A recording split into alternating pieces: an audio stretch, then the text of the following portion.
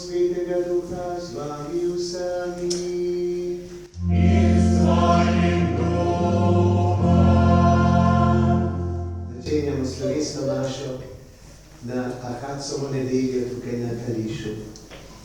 Zavetnik te starodavne cerkvice je priprošnjik v sili sveti Ahadsi, ki ga slavimo z njegovimi 12.000 tovariši, tako govori staro izročilo. Iz leta okrog 120 poznamo njegovo in njihovo učeništvo. Zakaj so naši predniki izbrali njegovo ime, ne vemo točno. Gotovo pa je bil na tem kraju protiturški tabor, saj so to stoletja, ko so naši predniki živeli pod stalno nevarnostjo Otomanov, to je Turkov, muslimanov, ki so želeli izriniti iz teh krajev krščanstvo. Sveti Ahadsi pa je bil zavetnik, odličen zavetnik, vse od bitke pri Sisku leta 1593. Mi smo dediči naših predhodnikov, zapustili so nam to kulturo, vero, upanje, tudi to lepo cerkvico, za katero sedaj skrbimo. Danes smo zbrani v njej, da slavimo Boga in svetega Ahadsija. Naj bo naš zavetnik priprošnik in varuh v nevarnosti. Predvsem tudi, da bi izgubili vero, ta dragoceni zaklad, ki da smisel v našemu življenju in ga soli, da mu daje luč.